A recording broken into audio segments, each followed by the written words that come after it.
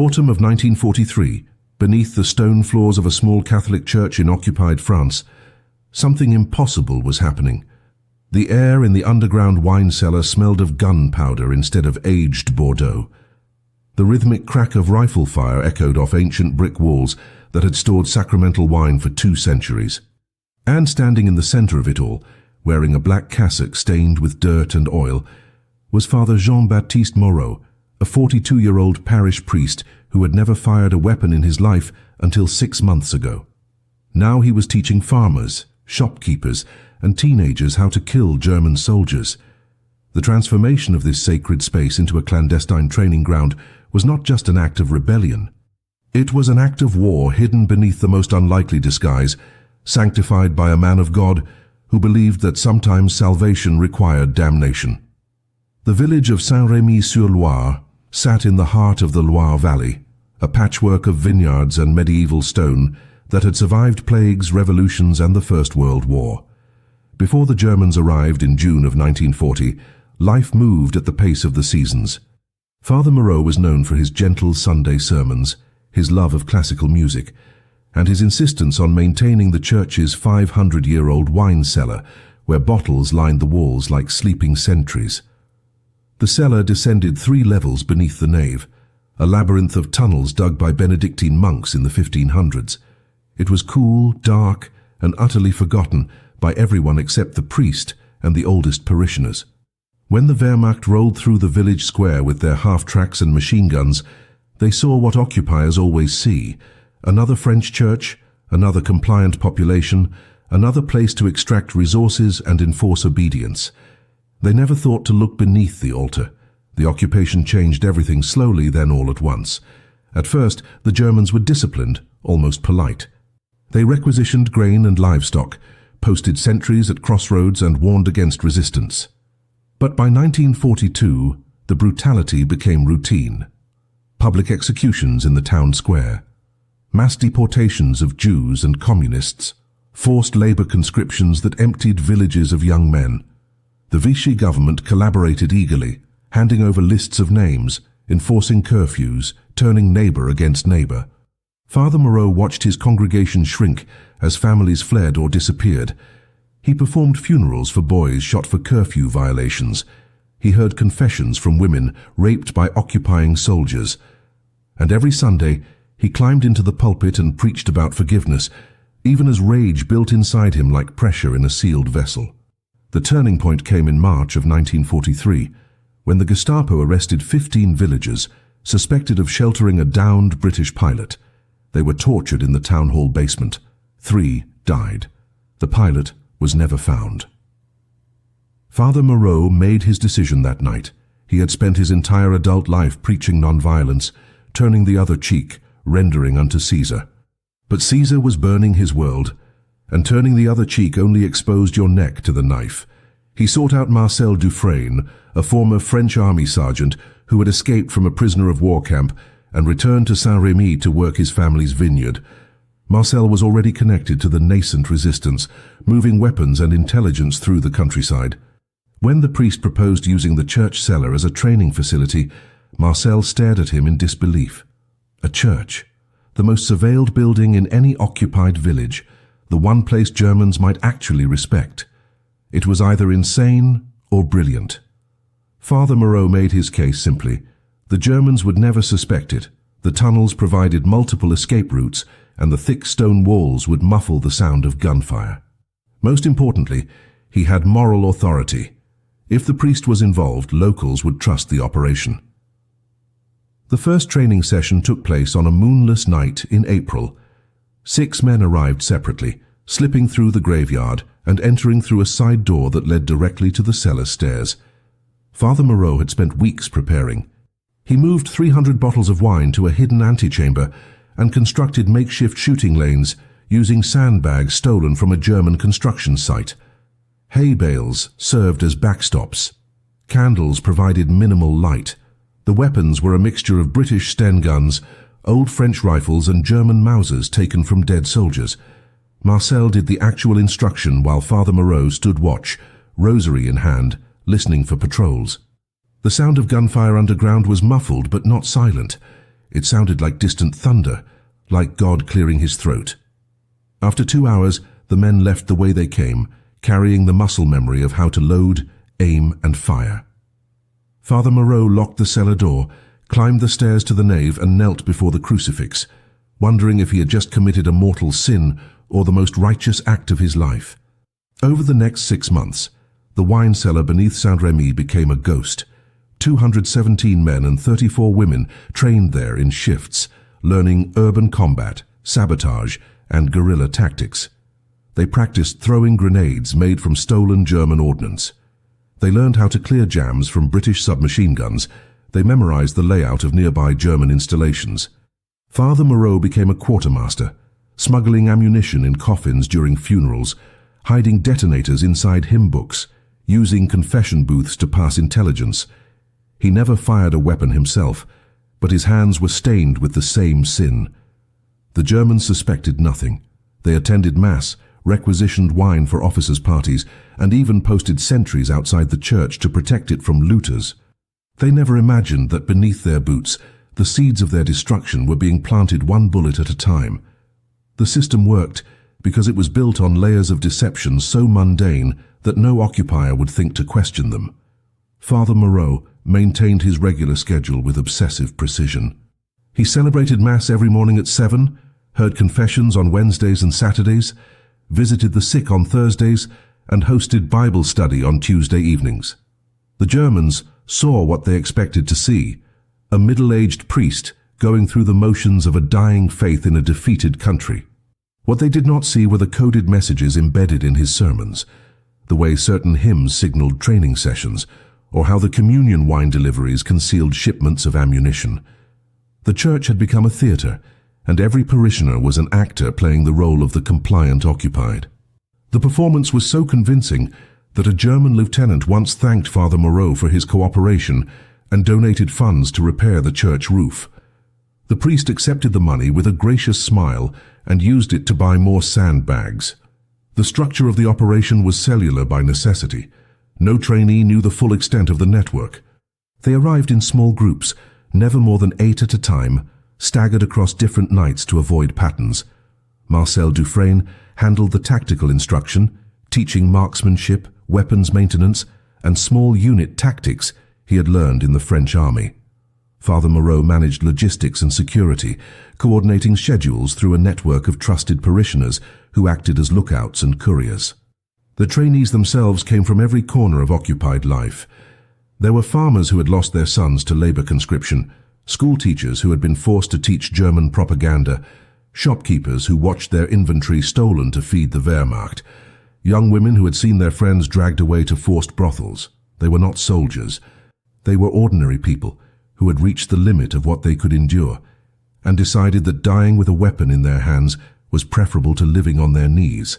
The training itself was brutal and efficient. Time was the enemy. Each session lasted no more than 3 hours, and every minute had to count. The first hour focused on weapons handling, loading, unloading, clearing malfunctions, and basic marksmanship at distances of 10 to 25 meters. The cellar's confines made long-range practice impossible, but most resistance engagements happened at close quarters anyway, ambushes on rural roads or assassinations in narrow alleys. The second hour covered tactics, how to move without being seen, how to set up a crossfire, how to withdraw after contact. Marcel was ruthless in his criticism, screaming at trainees who exposed themselves or failed to maintain discipline. The third hour was psychological preparation. Marcel described what it felt like to kill another human being, the weight of the trigger pull, the sound of impact, the smell of blood mixing with cordite. He wanted them to understand that war was not romantic. It was butchery dressed in necessity, and if they were not prepared to become butchers, they should leave immediately. No one ever left. The cellar itself became a living archive of resistance. The walls were covered with hand-drawn maps of German positions, patrol schedules and supply routes. One corner held a collection of captured German documents, identity papers, travel permits and requisition orders that could be forged or altered. Another section stored medical supplies stolen from German field hospitals, including morphine, sulfur powder, and bandages. The deepest chamber, The one that once held the church's oldest vintages now contained a small arsenal. 23 rifles, 14 pistols, 9 submachine guns, and enough ammunition to fight a sustained engagement. Every weapon had been smuggled in piece by piece, hidden in farm carts, fishing boats, and even baby carriages. Father Moreau kept an inventory in a leather-bound ledger, disguised as a church registry. If the Germans ever found it, they would see only a record of baptisms and deaths. They would never know that each entry corresponded to a weapon, a trainee, and a date. The secrecy held because the consequences of exposure were absolute. Everyone involved understood that discovery meant torture and execution, not just for themselves but for their families. The Gestapo had perfected the art of collective punishment, burning entire villages in response to partisan activity. In the neighboring town of Oradour-sur-Glane, 642 civilians had been massacred in reprisal for a resistance ambush. The message was clear: resist and everyone dies. Yet the training continued night after night because the people of Saint-Rémy had made a calculation that the occupation had forced upon them. They could live as slaves and die slowly from humiliation and starvation, or they could fight and die quickly with their dignity intact. Father Moreau, the man who had once preached about the sanctity of life, now presided over a school for death. He no longer questioned whether this was God's will. He had decided that if God existed, he would understand. The first real test of the Cellar's effectiveness came in July of 1943, when a German supply convoy was ambushed 15 kilometers outside Saint-Rémy. The attack was executed by 12 men who had trained in the church basement, and it was devastatingly successful. They used a felled tree to block the road at a narrow bridge, then opened fire from both sides with coordinated precision. 3 trucks were destroyed, 17 German soldiers killed, and a shipment of weapons and medical supplies captured. The ambush lasted less than 4 minutes before the attackers melted back into the countryside. The German response was immediate and savage. They locked down the entire region, established checkpoints on every road, and began house-to-house searches in surrounding villages. 2 towns were selected at random for reprisal actions. 32 civilians were executed in public squares as examples. The occupiers wanted blood, and they wanted the resistance to know that every German death would be answered tenfold. Saint-Rémy fell under intense scrutiny during the crackdown. German patrols tripled in the village. The Gestapo set up a temporary headquarters in the mayor's office and began interrogating residents about suspicious activity. They were looking for weapons caches, safe houses, and anyone connected to the resistance network. Father Moreau knew that discovery was now a matter of probability rather than possibility. Every training session became a gamble with death. But stopping was not an option. The ambush had proven that the training worked, that ordinary people could be transformed into effective fighters. More importantly, it had given the village something it had not felt in 3 years: hope. People walked differently after hearing about the convoy attack. They made eye contact with German soldiers instead of looking at the ground. The psychological impact was as important as the military one. The occupation thrived on fear and submission, and every act of resistance chipped away at that foundation. Marcel and Father Moreau adapted their security protocols immediately. Training sessions were reduced from twice weekly to once every 10 days, and group sizes were cut in half. New countermeasures were implemented. A parishioner who worked as a cleaning woman in the German headquarters would light a candle in her window if a raid was imminent. The church bell would ring at odd hours to signal all clear or abort codes. Father Moreau began sleeping in the rectory with his clothes on, ready to flee at a moment's notice. The entrance to the cellar was camouflaged further with a false wall of wine racks that could be quickly repositioned. Escape routes were mapped and rehearsed. If the Germans breached the cellar during a training session, the plan was to fight their way out through the tunnels that connected to the graveyard and the river beyond. Everyone understood it was a suicide option, but it was better than capture. The psychological toll on Father Moreau began to show in ways he could not hide. He lost weight. His hands developed a tremor that made holding the chalice during Mass difficult. He started drinking the communion wine between services, not for sacrament, but for sedation. His sermons became shorter, more abstract, as if his mind was always elsewhere, calculating risks and contingencies. The other priests in the diocese noticed the change and expressed concern, but Father Moreau deflected their questions with vague references to the stress of occupation. What he could not tell them was that he was living two lives simultaneously, and the contradiction was tearing him apart. In the daylight, he was a shepherd comforting his flock and preaching forgiveness. In the darkness, he was a conspirator teaching people how to kill. He had become a hybrid creature that belonged to neither world, sustained only by the belief that his sins would be weighed against the lives he was helping to save. The intelligence network that supported the Cellar operations expanded organically as more people became involved. The baker's wife monitored German patrol schedules by noting when officers came for their morning bread. The postmaster intercepted and copied German communications. The village doctor treated wounded resistance fighters and reported which German units were being rotated out due to casualties. This information flowed to Marcel, who used it to plan operations and avoid German strengths. Father Moreau served as the central node, the one person everyone trusted, and the only one who knew the full scope of the network. It was a dangerous position, because if he was ever captured and broken under torture, the entire structure would collapse. He carried a cyanide capsule in his cassock pocket, a gift from a resistance operative who had stolen it from a captured SS officer. Father Moreau prayed every night that he would never have to use it, but he also prayed for the courage to do so if the moment came. By September of 1943, the wine cellar had trained over 150 people, and the resistance network in the Loire Valley had evolved from scattered amateurs into a coordinated guerrilla force. The trainees from Saint-Remy were now forming the backbone of sabotage cells across 3 departments, disrupting rail lines, cutting communication cables, and assassinating collaborators.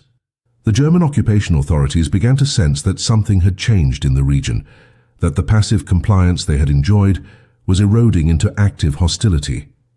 Intelligence reports noted an unusual concentration of partisan activity around Saint-Remy, but they attributed it to the dense forests and rural terrain rather than a single training facility. The village itself remained a model of cooperation, paying its requisitions on time, providing labor details when demanded, and showing no outward signs of resistance. The deception held because Father Moreau understood that the best disguise was normalcy, that the Germans were looking for obvious signs of rebellion and would overlook the mundane. The logistics of maintaining the operation grew increasingly complex as the network expanded. Ammunition consumption became a critical problem. Each training session used hundreds of rounds, and resupply was unpredictable. British airdrops were the primary source, but they depended on weather, moon phases, and whether the RAF could spare the planes. Father Moreau began rationing ammunition like a miser, limiting each trainee to 30 rounds per session and emphasizing dry fire practice and tactics over live fire. Marcel supplemented supplies by raiding German positions, a dangerous practice that sometimes yielded more weapons than ammunition. The food situation was equally challenging. Trainees needed to eat after sessions, but increased food consumption in a starving village would attract attention. Father Moreau solved this by organizing charity drives ostensibly for poor parishioners, then diverting portions to feed the resistance. The moral gymnastics required to justify stealing from the hungry to feed fighters weighed on him, but he rationalized it as a necessary sin in service of liberation. The human cost of the operation remained hidden from public view, but haunted those who knew the truth. 3 trainees had been killed in action by September. 2 more had been captured and executed after failed operations. Their families were told they had died in work accidents or from illness, lies that protected the network but compounded the grief. Father Moreau performed their funerals with the full ritual of the church, knowing that he had sent them to their deaths as surely as if he had pulled the trigger himself. The guilt was crushing, but it was also clarifying. He had crossed a threshold from which there was no return. He was no longer a priest who occasionally helped the resistance. He was a resistance commander who occasionally performed priestly duties. The transformation was complete, and with it came a cold pragmatism that would have been unrecognizable to the man he had been 3 years earlier. The relationship between Father Moreau and Marcel Dufresne had evolved into something deeper than partnership. They had become brothers in a cause that demanded everything and promised nothing. Marcel, the former soldier, brought tactical expertise and a ruthless efficiency that kept people alive. Father Moreau brought moral authority and organizational genius that held the network together.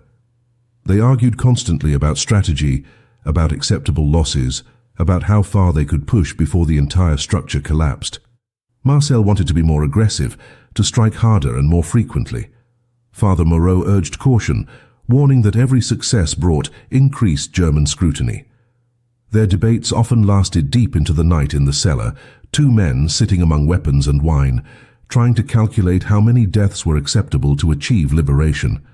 They never reached agreement, but they respected each other enough to find compromise.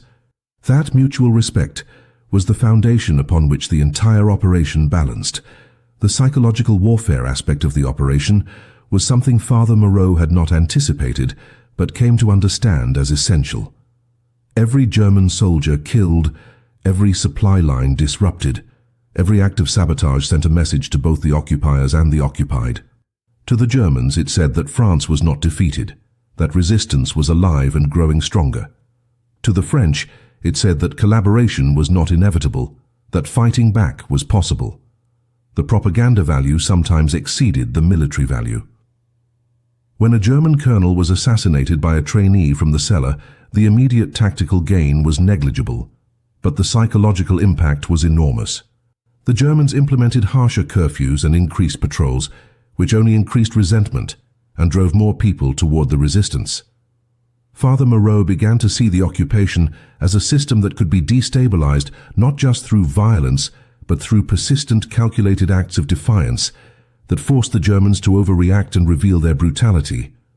The wine cellar was not just producing fighters. It was producing a contagion of resistance that spread through occupied France, one trained partisan at a time. The breaking point came in early November of 1943, when a captured resistance fighter broke under Gestapo torture and gave up fragments of information about a training facility connected to a church. The intelligence was incomplete, lacking specific names or locations, but it was enough to trigger a systematic investigation of every religious institution within 50 kilometers of recent partisan activity. Saint-Remy was on the list. Father Moreau received warning through his network that Gestapo teams were conducting surprise inspections, arriving at churches without notice and searching every room, every cellar, every hidden space. He had perhaps 72 hours before they reached Saint-Remy. The decision he faced was binary and brutal: evacuate the cellar completely and hope the Germans found nothing, or prepare for a final confrontation that would end in death for everyone involved. Marcel argued for evacuation, for preserving the network and relocating the training operation to the forests. Father Moreau understood the logic, but also understood that emptying the cellar meant abandoning the one advantage that had kept them safe: the church's sacred status as an unlikely hiding place. They compromised on a middle path that bought time while preserving deniability. Over 2 nights, working in shifts, they moved the most incriminating evidence out of the cellar. The weapons were disassembled and buried in the graveyard inside waterproof containers marked with false headstones. The ammunition was distributed to safe houses across the village, hidden in root cellars and barns. The maps and documents were burned, the sandbags were emptied and the sand scattered. The shooting lanes were dismantled. What remained was a wine cellar that looked like it had been used for storage, with dust-covered bottles, old furniture, and the accumulated debris of centuries. It was not perfect, but it might pass a cursory inspection if the Germans were not specifically looking for a training facility. The risk was that any serious search would reveal inconsistencies: the newer sandbags stacked in corners, the smell of gun oil that lingered in the air, the scuff marks on the floor where equipment had been moved. Father Moreau spent an entire day artificially aging the space, spreading dust, arranging cobwebs and strategically placing wine bottles to create the impression of benign neglect. The Gestapo arrived on a Thursday morning in mid-November, 3 cars and a truck, carrying 12 men led by an Obersturmführer named Klaus Reinhardt. He was a professional, methodical and thorough, the kind of officer who had built his career on breaking resistance networks. Father Moreau met them at the church entrance with a performance of surprised cooperation, offering to show them anything they wished to see. Reinhardt was not interested in pleasantries. He deployed his men systematically, searching the nave, the rectory, the bell tower, and finally demanding access to the cellar. Father Moreau led them down the stone steps, his heart hammering against his ribs, his hand brushing against the cyanide capsule in his pocket. The cellar was dark and cold, lit only by the flashlights of the Gestapo agents. They moved through the space with professional efficiency, examining the walls, testing the floors for hollow spaces, opening bottles to verify they contained wine. Reinhardt himself spent 15 minutes in the deepest chamber, the one that had held the arsenal, studying the walls and floor with intense concentration. The inspection lasted 2 hours, an eternity measured in shallow breaths and forced calm. Father Moreau answered questions with practiced innocence, explaining that the cellar had been in his family's care for generations, that it was rarely used anymore because the war had made wine production impossible, that he sometimes came down here to pray in solitude. Reinhardt listened without expression, occasionally making notes in a leather journal. He asked about recent visitors to the church, about unusual activity in the village, about whether Father Moreau had noticed anything suspicious. The priest deflected each question with vague responses, invoking his duty to protect the confidentiality of confession, expressing dismay at the violence in the region, and offering to pray for the souls of the German soldiers killed by terrorists. It was a masterclass in controlled deception, every word calibrated to project innocence while revealing nothing. Reinhardt seemed unsatisfied, but found no concrete evidence. The cellar appeared to be exactly what it claimed, an old wine storage space in a rural church, dusty and forgotten. As the Gestapo prepared to leave, Reinhardt turned to Father Moreau with a look that communicated more than words. He did not believe the priest's performance, but he also had no proof to justify an arrest. He warned Father Moreau that the region was under close surveillance, that anyone aiding the resistance would be executed along with their families, and that the church's protection would not save traitors. Father Moreau received the warning with a solemn nod, promised his full cooperation, and watched from the church steps as the German vehicles drove away. Only when they disappeared from sight did he allow himself to breathe fully. The cellar had survived inspection, but the margin of safety had collapsed to nothing. Marcel arrived within the hour, and they made the decision together. The training operation would go dormant for at least 2 months, long enough for German attention to shift elsewhere. It was a tactical retreat, painful but necessary. The weapons would stay buried, the network would stay quiet, and Father Moreau would return to being just a priest, waiting for the moment when the wine cellar could once again become a school for liberation. The 2 months of dormancy felt like suffocation.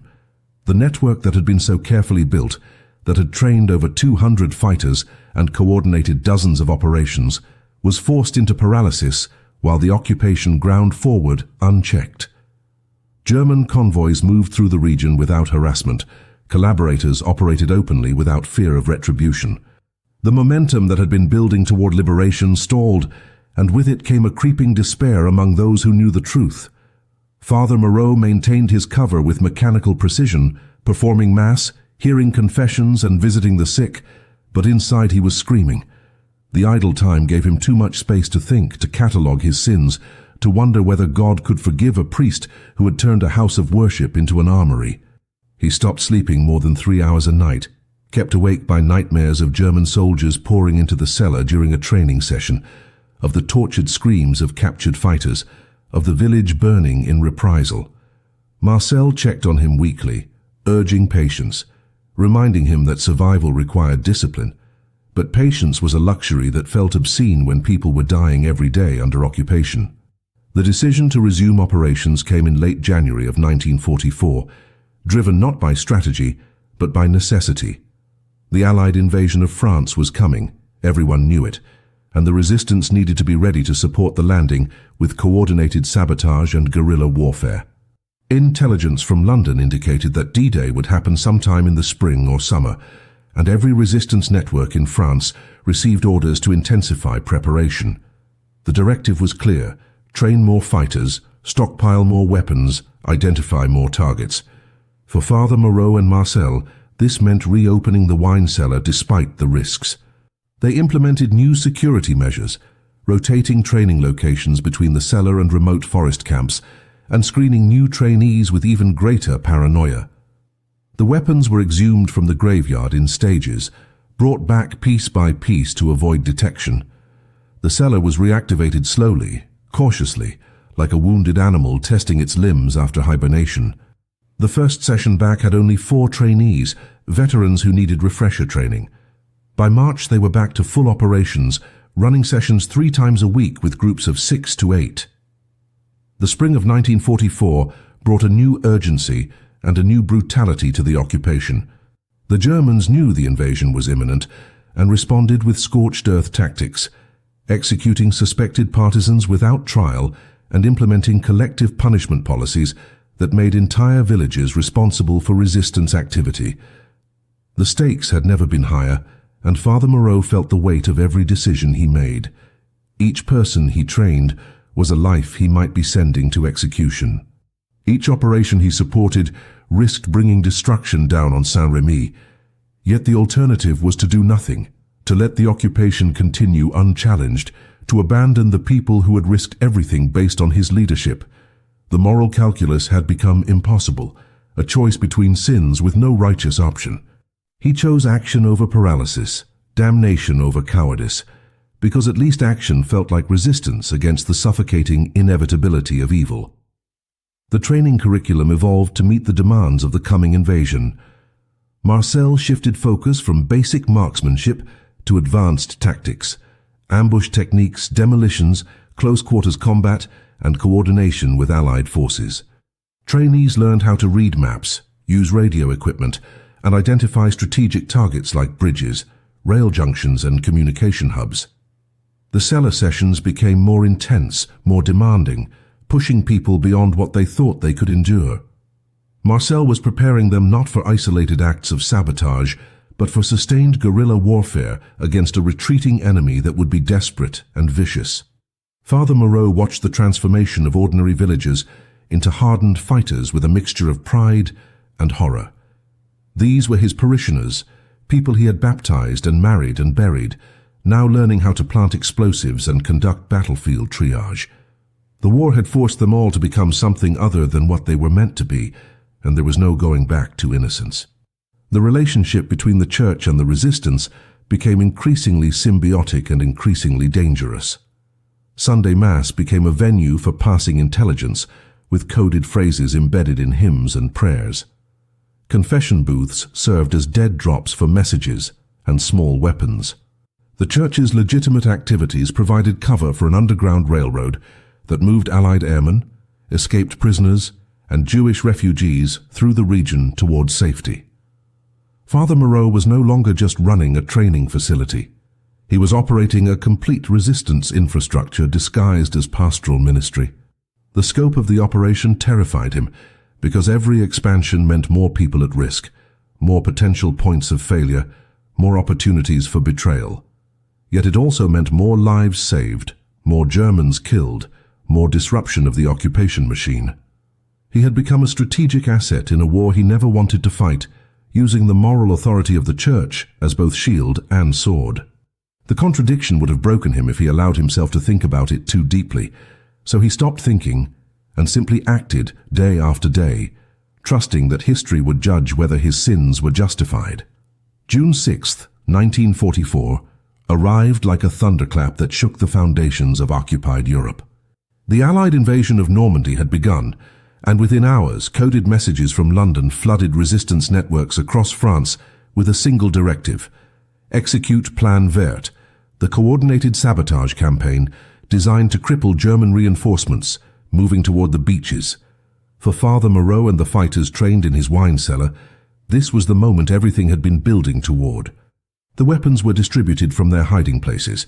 The targets were already identified and surveilled. The teams were organized and ready. Over the next 72 hours, the trainees from Saint-Rémy executed 18 separate operations across the Loire Valley. They derailed 3 trains carrying German armor toward Normandy. They destroyed 2 bridges, forcing convoys onto secondary roads where they could be ambushed. They cut communication lines and sabotaged fuel depots.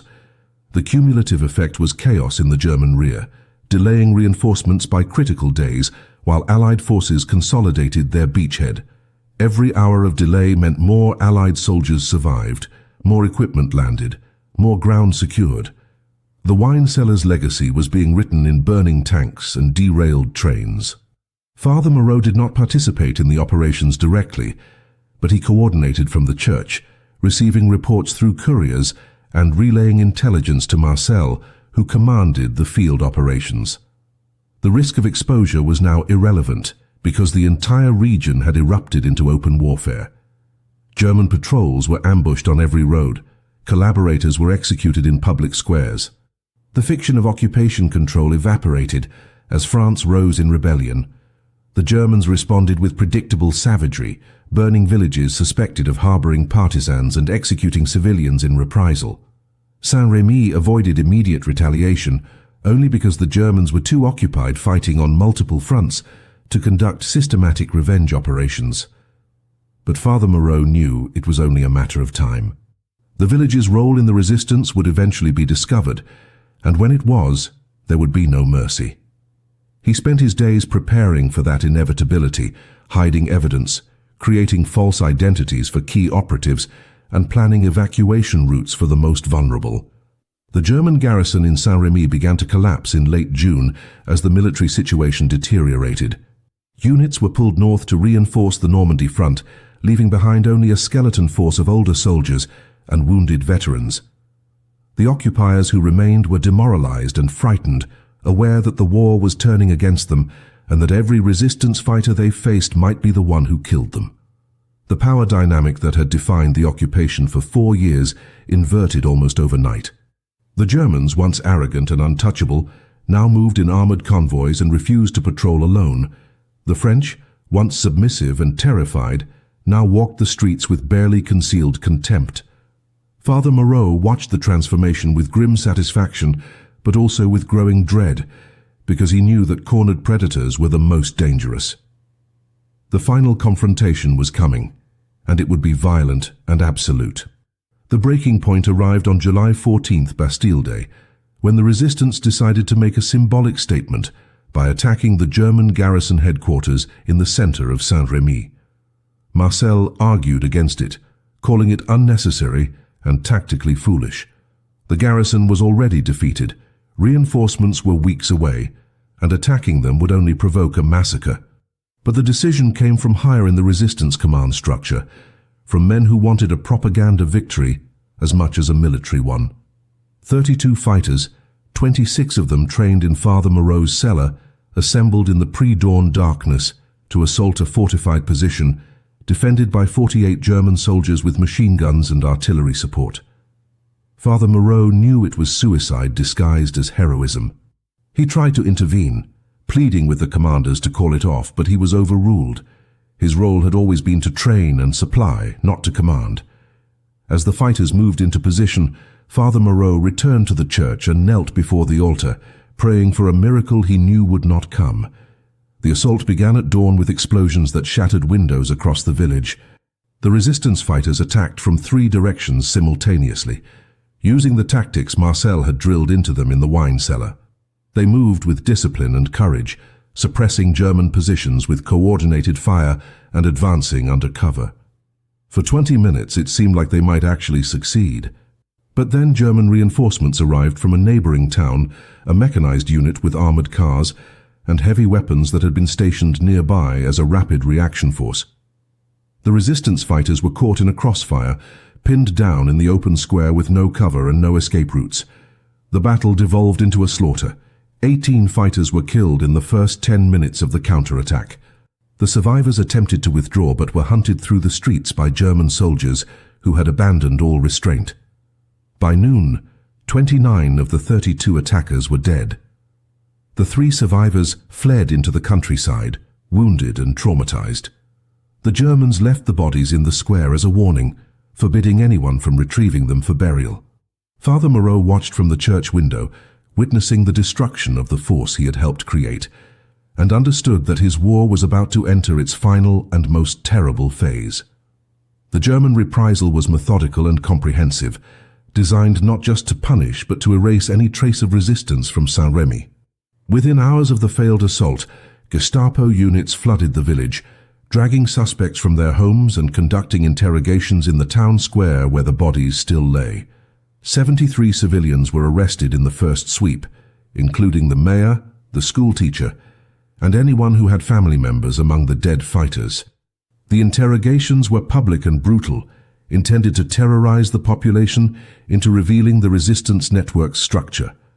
Father Moreau knew that under torture, someone would eventually talk, would mention the church, would describe the wine cellar. He had perhaps hours before the Gestapo came for him. Marcel appeared at the rectory near midnight, urging the priest to flee immediately into the forests where resistance fighters were regrouping. But Father Moreau refused. Running would confirm his guilt and bring destruction down on every parishioner who had helped him. Staying meant almost certain death, but it also meant he could control the narrative, could potentially shield others by accepting full responsibility. It was the last move available to him, and he would make it count. The Gestapo arrived at dawn on July 15th with Obersturmführer Reinhardt, the same officer who had inspected the cellar 8 months earlier. This time there was no pretense of courtesy. Reinhardt had spent the night interrogating captured fighters and had extracted enough fragments of information to connect the church to the training operation. He did not have proof, but he had conviction, and in occupied France that was sufficient for execution. Father Moreau was arrested in the nave during morning mass, dragged from the altar in front of his congregation, and thrown into a truck with 6 other prisoners. They were taken to the German headquarters and separated for interrogation. Father Moreau was brought before Reinhardt in a room that smelled of blood and fear, the walls still bearing the stains of previous sessions. Reinhardt did not waste time with accusations. He simply stated what he knew, that the church had been used to train resistance fighters, that weapons had been stored there, that Father Moreau had orchestrated the operation. He demanded names, locations, and details of the broader network.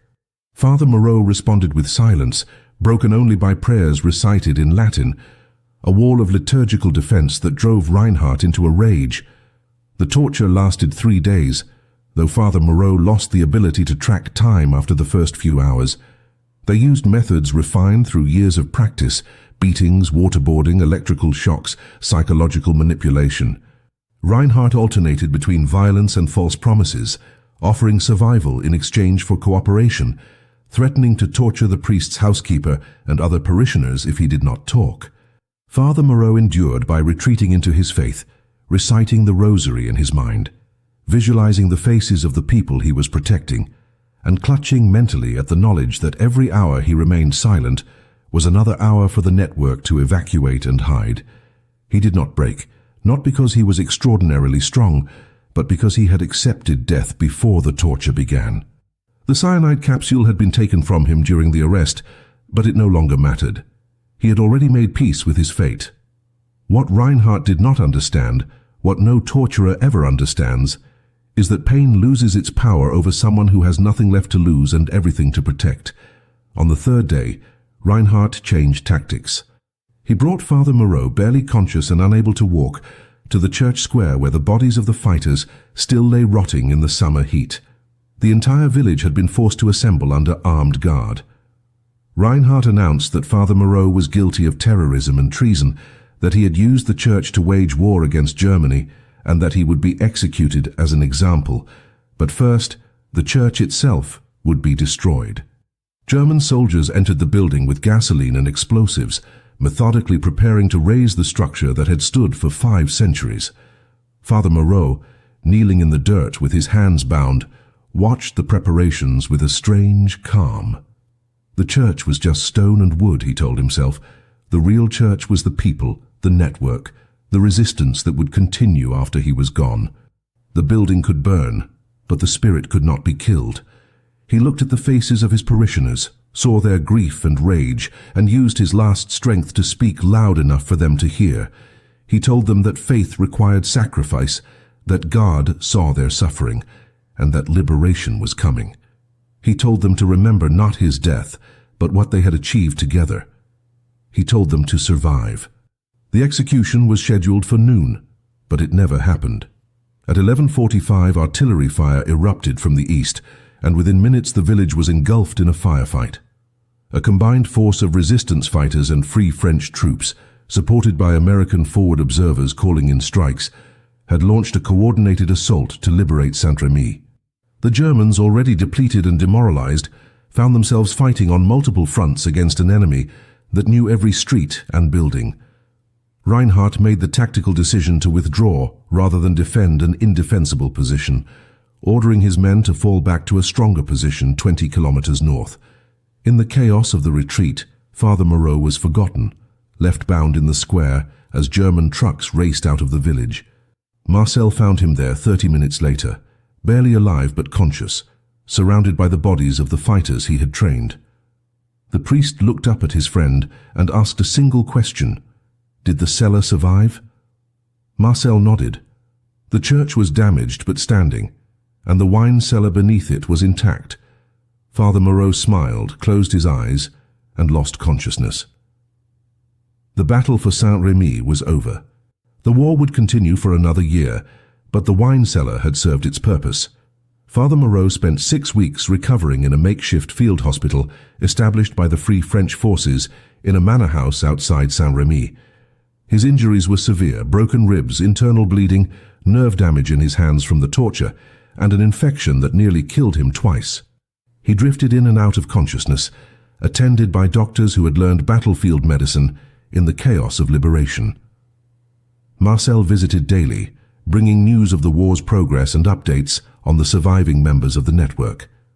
The Allies were pushing eastward across France, liberating towns and cities with increasing speed as German resistance collapsed. The fighters trained in the wine cellar were now integrated into regular Free French units, serving as scouts and liaison officers, their guerrilla experience proving invaluable in the fluid combat of the advance. 27 of them had survived the war so far. 41 had died in various operations between June and August. The mathematics of sacrifice were brutal but undeniable. For every fighter killed, dozens of Allied soldiers had been saved, and hundreds of German reinforcements had been delayed or destroyed. The wine cellar's contribution to liberation could not be measured in military terms alone. It had given people agency in their own salvation, had transformed victims into warriors, had proven that resistance was possible even in the darkest circumstances. The village of Saint-Rémy itself bore the scars of occupation and liberation in equal measure. The church had been partially burned during the German retreat, the nave blackened by fire and the roof collapsed in sections.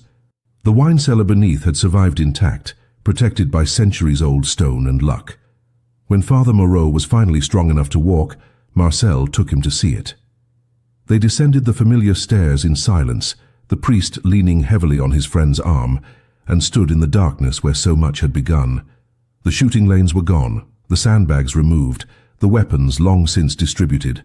What remained was an empty stone chamber that smelled of damp earth and old wine, a space that held no evidence of what had transpired there.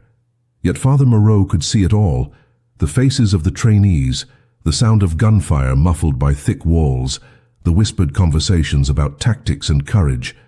He could see the transformation of ordinary people into extraordinary fighters, the alchemy of fear converted into resistance.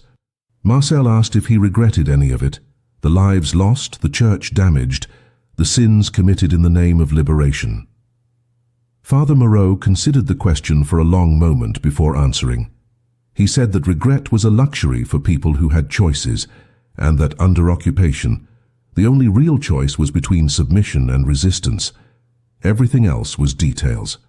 The question of Father Moreau's status within the church became complicated after liberation. The bishop of the diocese had heard rumors of the priest's activities and demanded an explanation. The use of a consecrated church for military purposes, the violation of sanctuary, the direct participation in killing, all of these raised canonical questions that could not be easily dismissed. Father Moreau was summoned to the diocesan office in early September, still weak from his injuries, but required to account for his actions. He expected condemnation, perhaps even defrocking, but what he received was something more complex. The bishop listened to his confession in private, hearing the full scope of what had been done in Saint-Rémy. When Father Moreau finished, the bishop sat in silence for several minutes before speaking. He said that the church had failed France during the occupation, that too many clergy had chosen collaboration over resistance, and that Father Moreau's actions, while technically violations of canon law, were morally justified given the extraordinary circumstances. There would be no formal punishment, but there would also be no celebration. The church could not publicly endorse armed resistance by clergy without undermining its role as a mediator and peacemaker. Father Moreau would be allowed to continue as a priest, but the story of the wine cellar would remain unofficial, a footnote rather than a headline. The physical recovery took months, but the psychological recovery never fully occurred. Father Moreau returned to Saint-Rémy in October of 1944 and resumed his duties, but he was a changed man. The tremor in his hands had become permanent, a visible reminder of the torture. He struggled with nightmares, waking in the rectory screaming about Gestapo interrogations and burning churches. He could no longer perform Mass without seeing the faces of the dead fighters in the congregation. The line between priest and warrior, which he had crossed so deliberately during the occupation, could not be uncrossed. He existed in a liminal space, neither fully one nor the other, haunted by the memory of what he had done, and unable to reconcile it with the faith he had devoted his life to serving. Marcel, who understood the weight of killing in ways civilians never could, became his closest confidant. They would sit together in the damaged church, two men who had seen too much, and talk about what they had done and whether it had been worth the cost. They never reached a conclusion that satisfied either of them, but the conversation itself was a form of survival. The wine cellar was sealed in November of 1944 by order of the Provisional French government. The official reason was structural instability, but the real reason was political. The role of the resistance in liberation was being carefully curated by competing factions, and a story about a priest training fighters in a church cellar did not fit neatly into any preferred narrative. The communists wanted to claim the resistance as their achievement. De Gaulle wanted to minimize the role of irregular forces in favor of the Free French Army. The Catholic Church wanted to emphasize its moral opposition to Nazism, while downplaying armed collaboration or resistance. Father Moreau's wine cellar was an inconvenient truth for everyone, so it was quietly buried beneath official history. A small plaque was placed on the church wall commemorating the village's sacrifice during occupation, but it made no mention of the training facility, the weapons, or the priest who had orchestrated it all. The fighters who had trained there knew the truth, but they were scattered across France, rebuilding their lives and trying to forget the war. The story of the wine cellar faded into local legend, a rumor passed between generations, never quite confirmed and never quite denied. Father Jean-Baptiste Moreau died in 1968 at the age of 67, having served Saint-Rémy for another 24 years after liberation. He never spoke publicly about the wine cellar, honoring the church's desire for discretion and his own complicated feelings about what had been done there. But privately, in the confessional and in quiet conversations with veterans who returned to visit, he processed the moral weight of those years.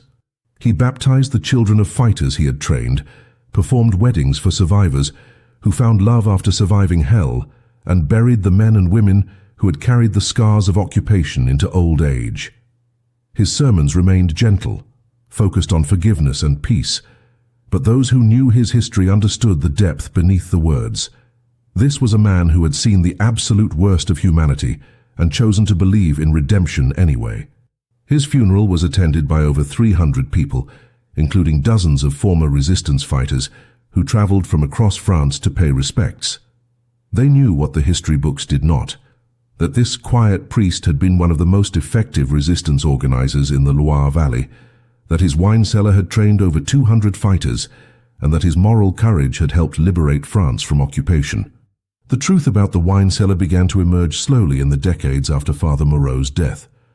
Marcel Dufresne, who lived until 1983, gave several interviews to historians in his final years, breaking his silence about the operation and insisting that Father Moreau receive proper recognition. Documents declassified by French and British intelligence agencies confirmed the existence of the training facility and its strategic importance in the lead-up to D-Day. Surviving trainees added their testimonies, describing the priest who had transformed a sacred space into a school for resistance and paid the ultimate price for his defiance. Slowly, reluctantly, official history began to acknowledge what had been deliberately obscured. In 1994, on the 50th anniversary of liberation, the French government posthumously awarded Father Moreau the Legion of Honor for his service to the resistance. A new plaque was installed at the church, this one specifically mentioning the wine cellar and its role in training fighters. The story that had been suppressed for political convenience was finally being told, though by then most of the people who had lived it were dead. The wine cellar itself was reopened in 2008 as part of a renovation project to repair the church's foundation. Archaeologists and historians descended into the space with modern equipment, documenting what remained of the training facility. They found bullet holes in the walls, scorch marks from muzzle flashes, and fragments of ammunition embedded in the stone. They found the false wall Father Moreau had constructed to hide the entrance, still functional after 64 years. They found graffiti scratched into the brick by trainees' names and dates, and small prayers for survival. The cellar was preserved as a historical site, open to the public as part of a museum dedicated to French resistance history. Visitors now walk through the same chambers where ordinary people learned to fight back against occupation, where a priest violated every principle of his calling in service of a higher moral imperative. The space has become a pilgrimage site for those interested in the complex ethics of resistance, a physical reminder that heroism is rarely clean and that liberation requires sacrifices that history often prefers to forget. The legacy of Father Moreau and his wine cellar raises questions that remain relevant today. What are the moral limits of resistance against tyranny? When does the obligation to protect life supersede the commandment against killing? Can violence ever be sanctified if it serves liberation? These are not abstract philosophical questions, but lived realities for people facing occupation, oppression, and genocide. Father Moreau did not have the luxury of debating these questions in academic settings. He faced them in real time, with German soldiers in his village and his parishioners being murdered in the streets. His decision to transform the wine cellar was not a rejection of his faith, but an extension of it, a recognition that sometimes love of neighbor requires taking up arms against those who would destroy them. The Catholic Church has never formally reconciled its doctrine of nonviolence with the reality of clergy resistance during the occupation, and Father Moreau's story remains a challenge to comfortable pieties about peace and forgiveness. He was a man who chose damnation over complicity, who bet his soul on the belief that God would understand the necessity of his sins. The story of the wine cellar matters today because it illustrates a truth that authoritarian regimes always try to suppress. Ordinary people are not powerless. A middle-aged priest with no military training transformed a wine storage space into a force multiplier that contributed materially to the liberation of France. He did not wait for permission, did not defer to authority, did not accept the inevitability of occupation. He saw what needed to be done and did it, accepting the consequences with full awareness of the moral cost. His story was deliberately obscured because it was inconvenient, because it complicated the clean narratives that governments and institutions prefer, because it suggested that resistance was not just possible, but morally necessary. The wine cellar beneath Saint-Rémy Church is a monument to the power of individual agency, to the idea that one person with conviction can change the trajectory of history. Father Jean-Baptiste Moreau died believing he had failed, that his sins outweighed his contributions, that God would judge him harshly. History has judged him differently. He was a hero who never accepted the title, a warrior who never abandoned his faith, and a priest who understood that sometimes the most sacred act is defiance against evil, no matter the cost to your soul.